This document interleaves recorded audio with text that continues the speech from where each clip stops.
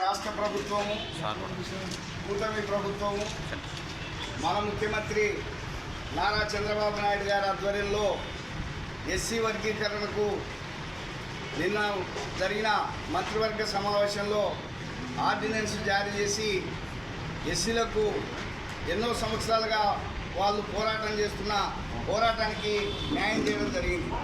అందువల్ల ఎస్సీలకు న్యాయం చేసినందుకు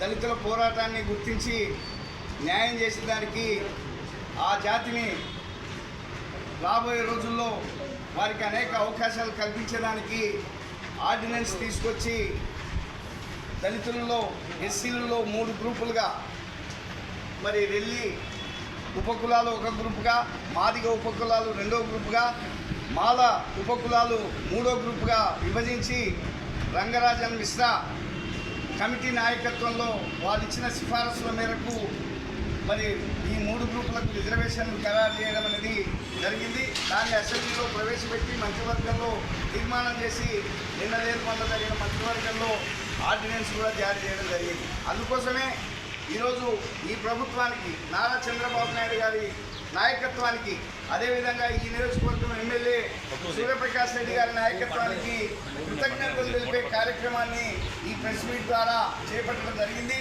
ఇందాకనే వారి చిత్రపటాలకు పాలాభిషేకం కూడా చేయడం జరిగింది.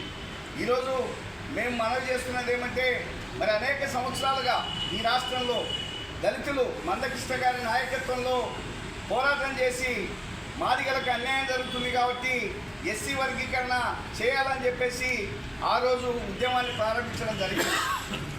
95లోనే ఈ ఉద్యమం ఈ రాష్ట్రంలో మొదలైంది. అప్పుడు మరి మన నాయకుడు ఆ రోజు రాష్ట్రంలో ముఖ్యమంత్రి ఉన్న చంద్రబాబు నాయుడు గారు ఆ ఉద్యమాన్ని గుర్తించి ఇది న్యాయమైన ఉద్యమం, మాదిగలకు న్యాయం జరగాలని